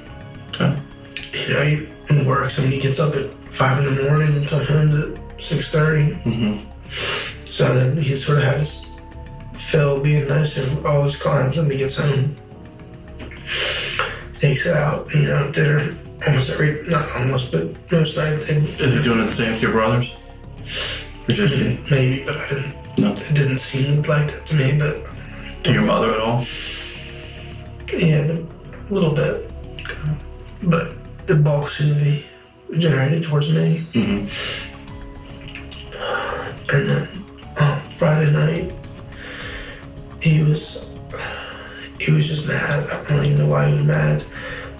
And then I was giving directions how he was arrived at Fingal's house. And then he Lost it? blows out or something. It didn't hit me. He just gets really angry. And I really didn't get lost. He ran 2 feet past a turn and just had to make a tight turn. Come back. And then you have to put the car in reverse. He got really angry. And then I went back to get the car. And I saw him sitting on the couch. The TV was on. And the gun was out on the workshop bench. Nick covers his face almost the entire time he retells what he did, as though he's trying to hide from what he's revealing. What happened? I woke up. I sat there for a half hour. He was sleeping? Yeah, standing over him. And then I went between putting the gun up to his head and pulling it back down and up. Do you have a pillow up too? Or? Yeah, just the gun. The gun was... I'm not sure if I meant to pull the trigger or if it Just went on? It just... The way he explains the story, it doesn't sound as if he had planned to kill his father that night. But when he saw the gun sitting out and his father asleep, he saw an opportunity and took it. This may be the truth, or he may have gone over with the intention of killing them. Even if he decided while at the house, he could still be charged with first-degree murder. Premeditation doesn't have to mean pre-planning. Even a few minutes of thought prior to an action or a break in the attack after which the perpetrator continues attacking can be enough for the premeditation element of first-degree murder. His claim that he doesn't know if he meant to pull the trigger could be Nick's way of trying to distance himself from fully taking responsibility for what he did. It's also possible that he was partially telling the truth. He may have been wavering in his decision on whether or not to shoot him. The longer he held the gun in his hand, the more his confidence may have built up until he finally pulled the trigger. And then once that happened, I freaked out, and I thought, it'd all come down, but I don't even know if they woke up or whatever, but so I sat on the couch and they were up, and In many ways, it's a greater indication of a total lack of empathy and poor moral conscience when a person has an opportunity to reconsider their actions, but they go through with the murder anyway. Even if Nick was out of it, as he said, or overcome with emotions in the moment, he still had moments in those 30 minutes where he must have realized the significance of his actions. I realized I couldn't just walk away from that. And then I shot my mom. And then She's still sleeping? yeah, I waited for a little bit, then I think she went back to sleep. I shot her. His confession about shooting his mother while she was sleeping removes any kind of justification for the killing, as she wasn't even a witness to the father being killed. Both parents' murders were totally unprovoked, as they were sleeping when they were shot. Shooting someone allows the killer to not only be physically further from the victim, but also more emotionally detached from the killing. Why the brothers, man? I thought no one was there to say anything that my story would go, because I was the only one. Just got scared. Nick's revelation that he killed his brother solely for self-serving purposes shows how truly cold-blooded he is, and how he is solely concerned about himself. He may have been angry with his father or frustrated with the rules or boundaries his parents set, so he thought if he eliminated them, his problems would go away. He may have believed that his life would be better on his own, but he likely didn't think about the long-term consequences of his actions. He could have been afraid that if his brothers were alive, they might point fingers at him or recall fights Nick had with his dad, which would give away his guilt. So he felt he had to kill everyone. It just happened.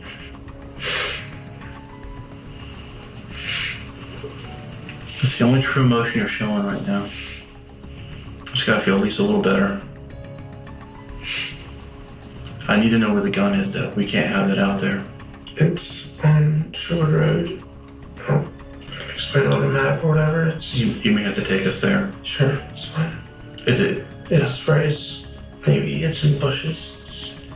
You can point out to where it is. Yeah, definitely. The detective asks Nick to take him to where he ditched the murder weapon, which is the final step of the Reed technique. It's vitally important to back up the truthfulness of the confession with independent corroborating evidence, such as disclosing key facts of the crime which would only be known to the perpetrator. Turning over critical evidence like the murder weapon is extremely helpful in sealing a conviction.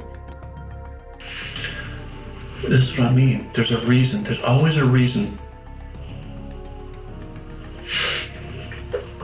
You don't want the world to think that you did it for no reason. However, that's the better.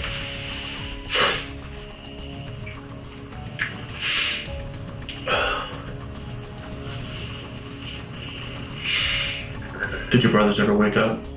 Were they awake? I think so. Do you remember where you shot your dad? I wasn't in there. On his body. And the head. The head? Yeah. How about your mom? The head. Your brothers too then? Why'd you do that? I figured it'd be quicker. But, you know, just be instant.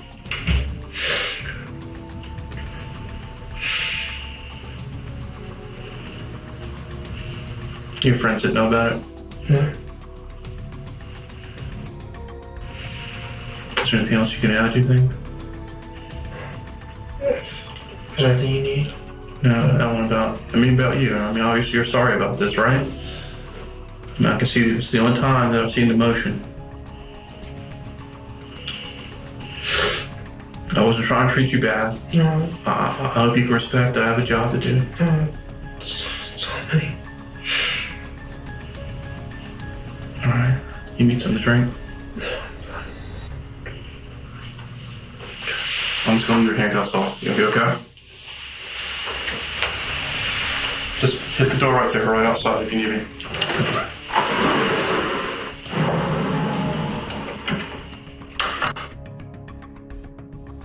It's hard to tell, but it looks like Nick breathes a sigh of relief once the detective walked out.